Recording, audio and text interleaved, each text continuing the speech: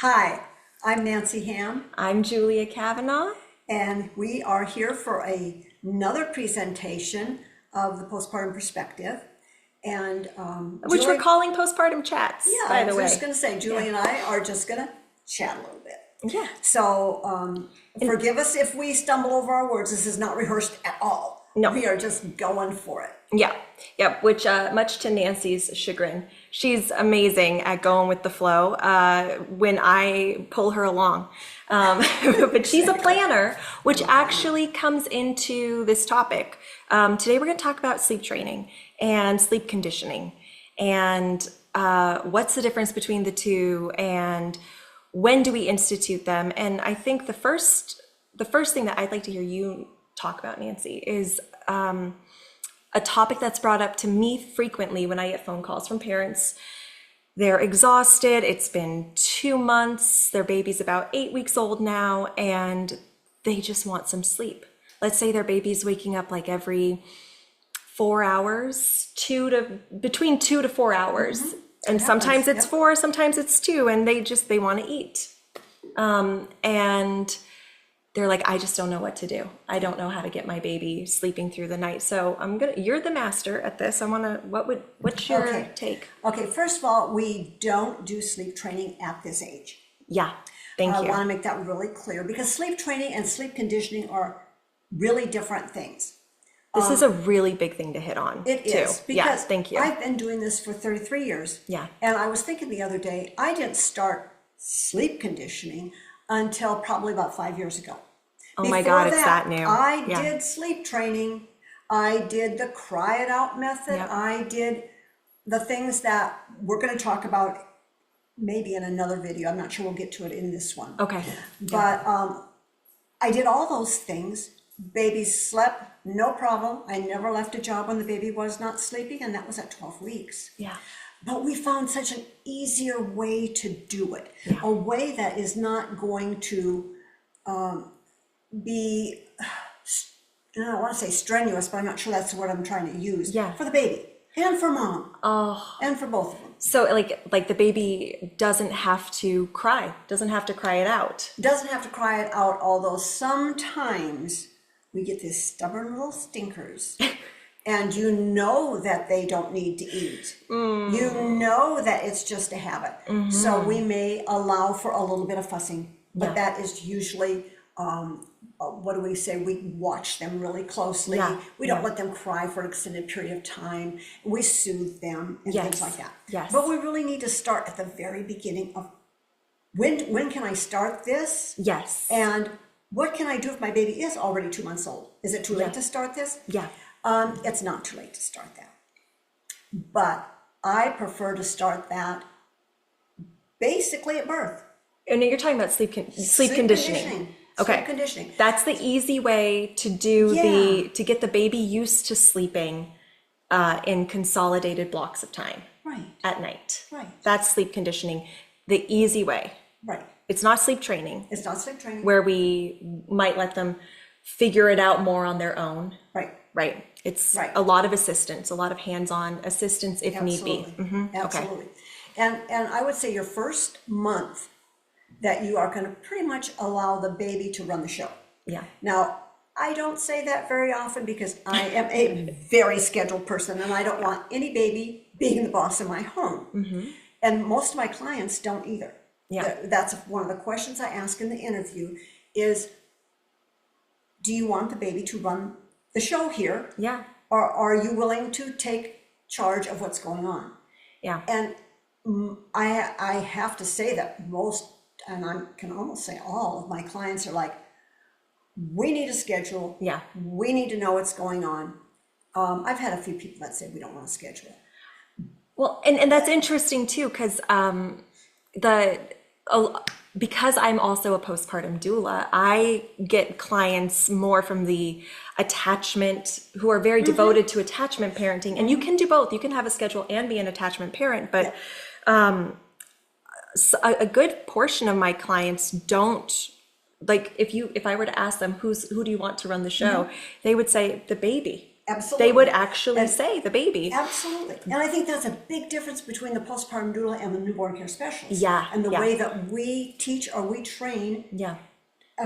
compared to the way that you would Yeah. in your that's true. job as a postpartum doula. Yes. So Yeah. for the first month, I think we're pretty much on the same page with the first month. Yes. First month, baby can runs run the show. Yeah. Baby runs the show because we want to make sure baby gets enough to eat. Yes. And that's of utmost importance. Yes. So if the baby needs to eat every 2 hours, mama, it's up to you. Yeah. It's up to you. Yeah. However, starting at about 4 weeks, Yeah. I have found that most of my babies, if not all of the babies, naturally stretch to 4 hours. I have too. Yeah. I have too. Yeah. As long as in those weeks they're getting fed a lot. They're getting fed regularly throughout the whole day. Right. I've noticed their sleep goes naturally to 4 hours Right. too. Yeah. Yeah. And that's one of the things that we watch for is to make sure that they get the appropriate number of ounces Yes. as per their age and their weight Yes. so that they can sleep longer at night. There's a secret formula for this. Do you know that formula? Oh my God. Yes, I do. It's it's their weight times 2.5, and then you divide it by the number of feeds that they're having Right. during the day. Right. But if you want the total for the whole 24 hours, you just take their weight and multiply it times 2.5. Yeah. Yeah, 2.5. And if they're getting that amount, you know that they're getting enough to be able to stretch their sleeping. Yeah. So when we talk to new parents, we want to make sure that they understand. Yeah. And a lot of times moms who are breastfeeding don't know that number, don't know that. Yes. And an easy way to do that is a scale. Oh, with the baby, like you breastfeed and then you put the baby on the scale and you measure the baby after you feed? First you take all the clothes off the diaper. Yes. Before yes. you even put the baby to the breast, you go ahead and weigh. Yes. Then you feed. Yes. You put the baby back on and you can tell how many ounces the baby's had. I will say, because I had a little experience with one of my last clients with this, the scale that she bought was not, it didn't have enough digits to calculate the exactitude. So it was fluctuating between a few ounces. Okay. Like if the baby would kick their leg, it would look like, oh, it went up like 2 ounces, and those ounces really matter, right? So it needs to be like a very high grade, like a lactation consultant level. Do you have recommendations that we could post underneath? You know what? This? I will. Yeah, we'll put some for a scale underneath for a scale. And another caveat: some of my moms lean more towards the anxious, obsessive types. Yeah. And this could get into that area. For people like me and for people like you, it helps my brain to relax, to know how much my baby has gotten. Right. And that's why I think the better quality scale that we have, and just have it be before each meal I weigh, after each meal I weigh, and that's it. We're not weighing in between the meals. No. And the other, I just forgot what I was going to say. Oh, shoot. It's okay. It's perfect. It's human, and this is real time. We're not edited. I love it. Okay. I was going to say something though about, this also prevents snacking. Oh, because we have moms who are feeding their babies on the hour. Yes. And they're like, I'm so tired of nursing. And I'm like, how much is the baby getting? I have no idea. I said, you need to keep the baby on until they're getting, let's say 2.5 ounces. Yes. And you need to prevent that snacking. This snacking is going to be the downfall of most breastfeeding moms because they are so exhausted. This goes on 24 hours a day, and mom can't do that. She's got to sleep sometime. Yes, she does. Yeah. So and that like I've worked with some parents whose babies are, let's say, 8 weeks, and they say, oh, my baby takes 45 minutes at the breast, right? And then my baby is hungry an hour later. Yep. And then I'm interested. I'm like, well, how effective is your baby able to eat? Right. If they're taking 45 minutes, which maybe when they are a newborn, like a That's newborn, appropriate. that would be okay. That would be appropriate. I like how you say that, appropriate. But once we get into the 8-week mark, like once we're starting to get a little bit older, I'm expecting the baby to be more at like the 30-minute, 25, 20-minute mark. Yeah, that may be a little bit tight for a baby. I would say 30. 30, okay. 20 is For a bottle. 20 is for a 20 is bottle. for a bottle. Yes. 20 is for a bottle. Yeah. Yeah. But I would say 15 minutes per breast. 15, Sucking yeah. the whole time. Yep, The baby yep. should be able to get enough. But moms, be really careful with snacking, Yeah. because snacking causes many bad habits, and those bad habits are going to affect you. They're not going to affect the baby. The baby loves it. Oh, well, let's talk. What are the bad habits? Because I'm hearing this from a viewpoint of an attachment parent, and I'm like, wait, like, Well, we just talked about it. Oh, We just for talked about sleep. it. Sleep. For sleep, Sleep yes. deprivation. And what does sleep deprivation cause? Postpartum depression. Yeah. So you don't want any of that coming into play. Yeah, because because you and your new baby. Because if they're snacking during the day, they're not getting the full meal that they need for the 24 hours. Right. So by the time, and they're gonna get that milk, it's just gonna happen at nighttime. It's going to happen all day long. Well, if you let them snack. it's gonna happen all day long. But for the purposes of sleep conditioning and sleep training, the snacking prevents their system from getting all of that milk. Yeah. And they will pick it up, but they'll pick it up at nighttime. And here's the other thing, ladies or gentlemen. Yeah, Who's yeah, listening to yeah, this. yeah. Or non-binary. Yeah. Yeah. Okay. Yeah. Everybody can hear this. Is the No, I'm going. Okay. The things that are happening today. We so- don't. Yeah, I know politics. But okay, but what were you saying? And then I was going to jump in there. I was saying that the baby is going to pick up those calories during the nighttime if they're snacking. If they're snacking during the day, they will not be able to rest deeply at night because Correct. their bodies will be saying, "I'm hungry." It's so like hungry. it's like if I don't eat enough during the day, sometimes I'll wake up in the middle of the night and I'll be like, "Oh my gosh, I'm hungry." Yeah. Yeah. Okay, now I know where I was going with this. Yeah. Okay, so the kind of opposite is true too, because when they've had enough to eat during the day, Yeah. they're going to skip a meal at night. But don't worry about it, because they're going to pick it up during the daytime. Yes. Babies aren't dumb. Yes. They're not going to go hungry. They're not going to starve themselves. They're just not going to do it. Yes. So if they do, let's say that you wake up and you're like, oh my goodness, my baby missed his 2:00 feed and it's already 4:30. Yeah. I'd say, hallelujah, glory be. Yes. Yes, don't Yes. worry about that. Don't wake them up. Yeah. Let them go ahead and sleep. Yeah. And during the day, they may eat more, but be sure, once again, that they're not snacking more. They're just maybe spending, they're getting more milk. They're During nursing their more. feed. During their feed. It's a longer feed? Yes. And if they're bottle feeding, you might find that they drain the bottle and they start fussing. And you're like, what's wrong with my baby? Well, your baby skipped a feed last night and they want more milk. So you put another ounce in there. Say. Yeah, yeah. When I was in Paris with a family of mine, the pediatrician there said, you want to make sure that there's always a little bit of milk left in the bottle. And that's how you know that your baby isn't still hungry. I Yep. thought that was a really good trick for bottle feeding. Yep, absolutely. And I have to tell you that I have had so many babies who I've fed bottle fed at night, Yeah. put them down with a nipple full left, and they will not go to sleep. Finally, it's like, really? You really need that extra nipple full? Yep. I will give it that extra suck, and they're up for the night. And it's just like unbelievable. But that's what babies do. They know. They They're just know. like, I just need that extra little bit. Yep. Yeah. But when we do this sleep conditioning, which we do from 0 to 12 weeks.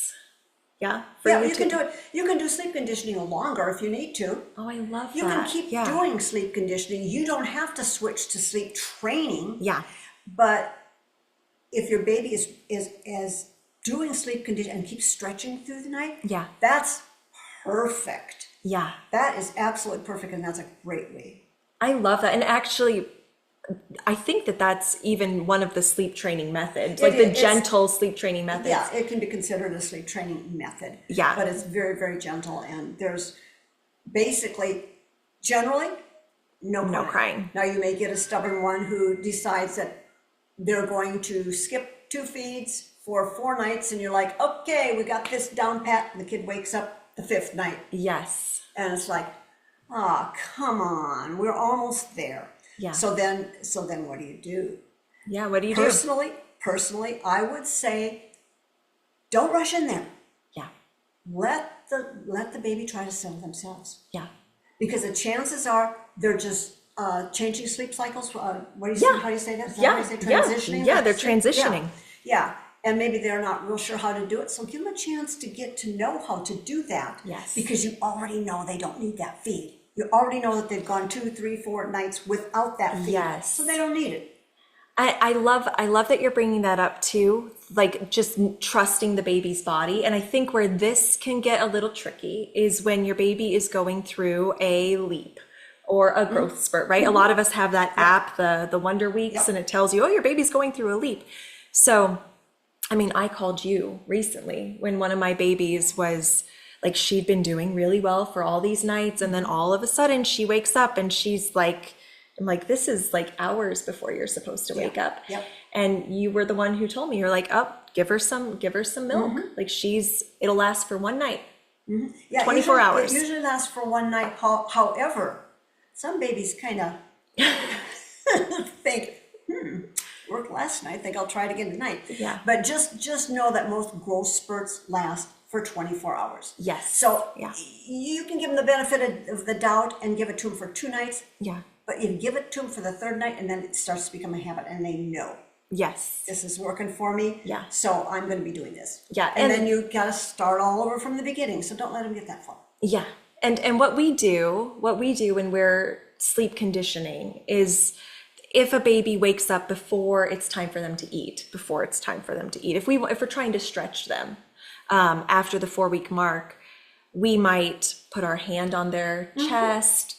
And we might basically, we do whatever we can to soothe them back into a sleep until it's time for them to eat. And if you've got a fussy baby who's like, no, I just want to be held, then we hold them until it's time to eat. But we hold them, usually it's no more than like 30 minutes. I haven't really had babies wake up I mean, if they woke up like an hour before, I might wonder if there's something, if they're actually legitimately hungry. Yeah.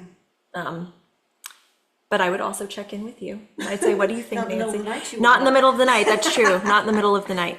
I do veer though towards, if I'm not sure, I do veer towards feeding. But Nancy is very good at that schedule. And like, if you can really trust the schedule, then you know your baby is getting enough.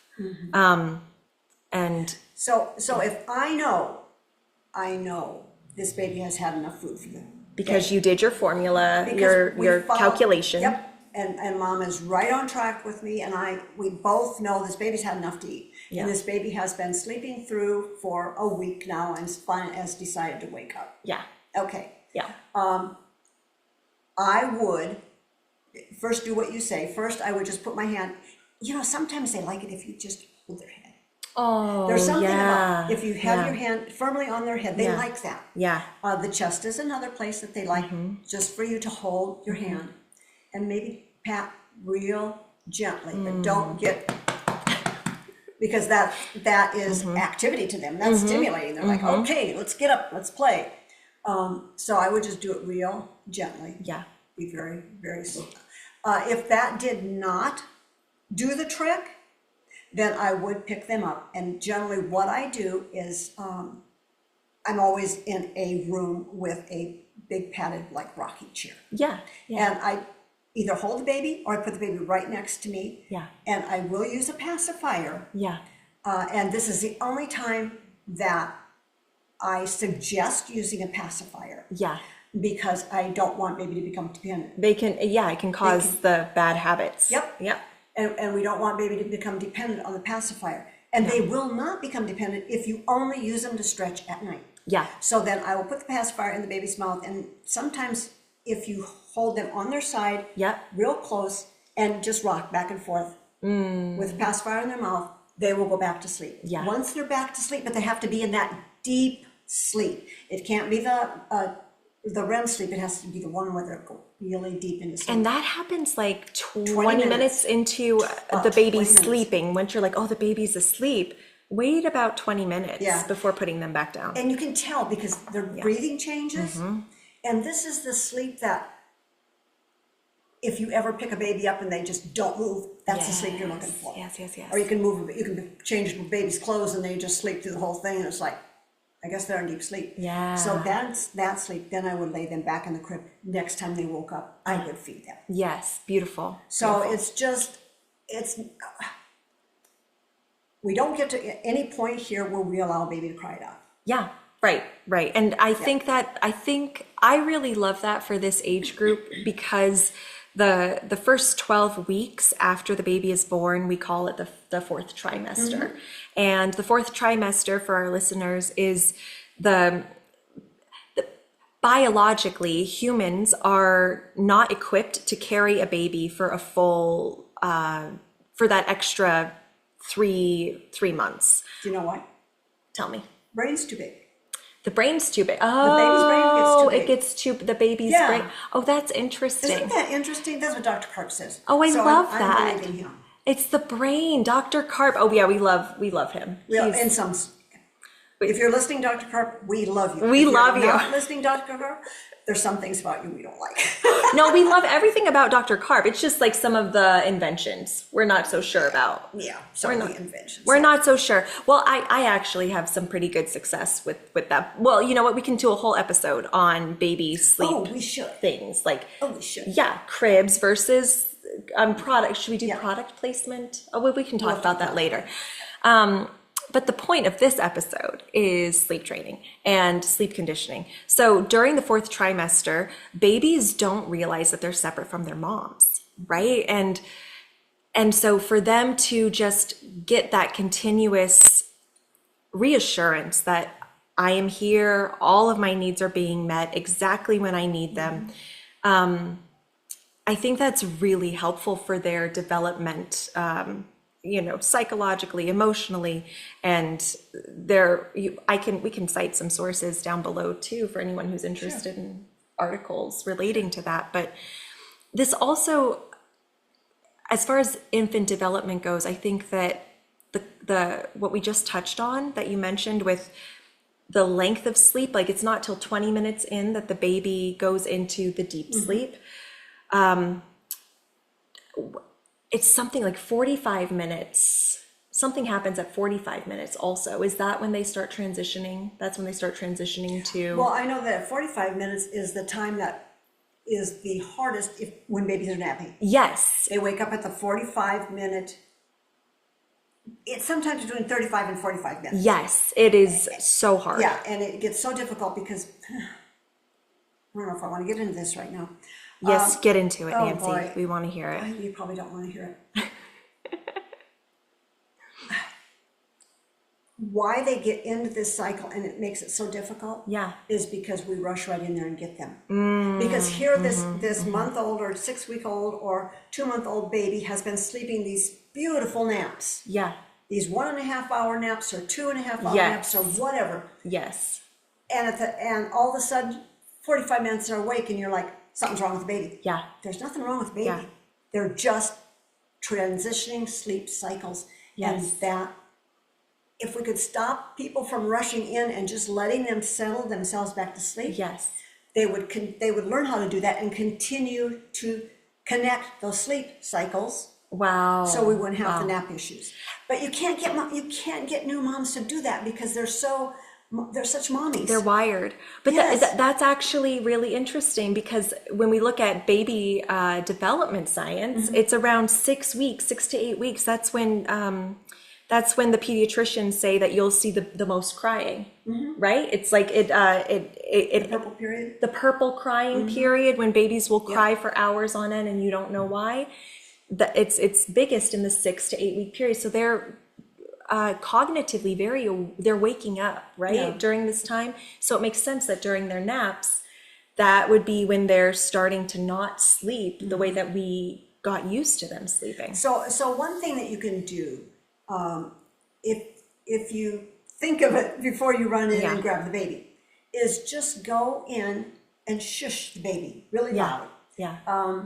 They have shushers too. That little shush They do machine. have What do you think of shushers, that? and they're okay, and they are okay. But what I want you to do is bend over the crib and get your mouth as close to the baby's ear as you can without touching the baby, and shush directly in the baby's ear, as loud as the baby is crying. Oof, and that's pretty loud. It's pretty loud, but it's good. For a baby, shushing says, "I love you." They know that you're there, that you're paying attention. And And do you know why? do I know why? What? Why does it say I love you? Because that's what Dr. Karp said. Because that's what Dr. Karp said. It's the sound that they heard from the blood, swooshing. the blood whooshing, which is related to our hearts. Okay. Which says I love you. See, you she's can got the hear right my answer. blood whooshing. Shh. Yep. Yeah. I love that. Yeah. That's beautiful. Yeah, we're not saying shush up to the baby. We're Oh, saying no, I no, love no. you. And what you're doing too is distracting the baby from crying. Because sometimes babies start crying and they can't stop, and it's not because they like crying, it's just they don't know how to stop. Yeah. So sometimes if you just shush them loudly in their ear, they'll go. It's a pattern Like that. interrupt. It is a pattern interrupt. Yeah. Or sometimes just patting them will interrupt their crying. I have found that changing a baby's position. Oh, wow. And you don't have to change it like from back to stomach. Of course, we're only back sleepers. Yeah. But if you change it, just let's say the baby's laying here and you just kind of tilt them. Tilt their and shoulder. then lay them back down. That's changing a position, and they're going to be like, oh, something just happened. I don't remember what it was, but I'm tired. I'm going back to sleep. Yeah. Yeah. Oh. You just want to interrupt that cycle, that crying cycle, to get them back to sleep. Yeah. Sometimes you can also just change, not change, you can shake the bassinet or the crib real gently. Just so Jiggle, like jiggle. Jiggle it. Yeah. It's like a jiggling movement. Babies love that movement. Which is what the snoo is supposed to do, which we'll talk about in another episode. But yeah, I love that. And that can also put them back. Just try not to pick them up and have their nap over. Yeah. Because the next day it's going to be the same. And you might have to do these soothing things more than one day. You might have to do it for the next 2 weeks before the baby stops waking up. Yes. But it's so worth it. It is so worth it when you have a baby who takes a good nap. Yeah. Not only for your mental health and your physical health. You may have other children in the house. Yeah. You may have things that you need to get done. The baby can't be your entire life where you're just on them 24/7. I love what you're saying too about, like, you might have to give it 2 weeks, because I know when I'm on a job, when I'm with a baby, like, a day feels like a week when you're sleep deprived and you've got a newborn. So, you do a few days of it and you're like, my baby's still waking up. You want to throw in the towel and be like, well, this doesn't work. I'm just going to pick them up and I'm just going to pick them up and hold them. Yeah. Hold them back to sleep. Of course. And that's what a lot of moms end up doing. Hold them back to sleep. Absolutely. And it's like, don't do that, because it's just starting something you don't want to start. Yeah. Unless you do want to start it. And for some people, a lot of Nancy's clients, that would not work. It would not work. And a fair amount of my clients too. Yeah.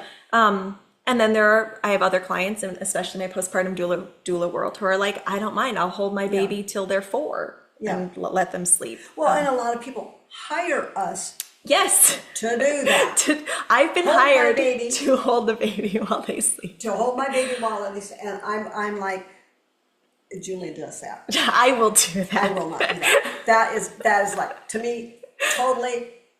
No. Well, because I'm not gonna hold your baby. it's not gonna. It's a temporary fix. It is. It's a temporary fix, unless that's just what you intend to do.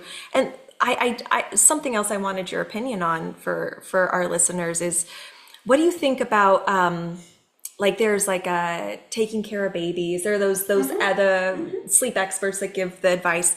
A lot of them will say, like, 35-minute naps are totally developmentally normal for children, for babies at this period. I think it's all the way up to like 6 months. Oh my gosh. And that's not normal. and so we get into this pattern as parents and caregivers of like, oh, it's been 35 minutes. I wish it were longer, but okay, I guess they're up. and then the baby's overtired Baby's cranky. and cranky, and then you get the witching hour. Then you get the overtired, overstimulated baby, and that's when the cortisol Yeah. and the adrenaline Yeah. pump through the baby's bodies. Yeah. And that's when you get the baby who won't sleep. Yes. And then okay. you finally yeah. get the baby to sleep and then wake up a half an hour later again Yeah. for the night, for instance, or they wake up every hour because they're so tired and they've got all this stuff pumping through their body. Because that they they're can't not sleep. they're not getting the full nap that that their bodies would really thrive with. Right. Yeah. It's interesting. I wonder why there's this promotion out there of like 35 minutes is fine. It's not fine. It's not fine. The only time that your baby grows physically Yeah. and the brain develops is when Yes. they're sleeping. Yes. Now, yeah. how I would much rather have my baby sleeping for an hour and a half at a time or 2 hours at a time Yeah. than 35 minutes. 1,000%. Granted that most of this takes place at night. Yes. Most of the development takes place at night. Yeah. But who wants to have a cranky baby all day long? It's the worst. It's so hard. It's so hard. So let's see what we can do to stop that. Lengthen those sleep Yeah. cycles. Yeah. So I want to, let's think about that. So I think that we've, you can hear your dog in the background. She's so sweet. So I think we've really touched on what sleep conditioning is for our listeners. And babies will do what babies will do, right? And dogs will do what dogs will do. Yeah, exactly. Well, my dog is my fur baby. No, we're going. We're going. We're okay. not. This is unfiltered. But so we don't really have time to get into sleep training here. So I think we'll do another episode on that next. And in that we'll talk about crying it out, Or maybe we'll make 2 episodes, one about crying it out because that's huge. it's episode. huge. We could do a whole thing Yeah. just on that. And Okay. then one on sleep training too, but we're not done. We've not- got a lot to say about a lot of issues, and if you have anything you'd like us to talk about, Yes. please feel free to contact us. Yeah. At contact@postpartumacademy.com Yeah. or contact@gentleventures.com. And we got the links below here We're too. going to put the links below there so you have them. And thanks for joining us today, and we hope you have a wonderful day. Yeah. We look forward to seeing you next time. Bye now. Bye.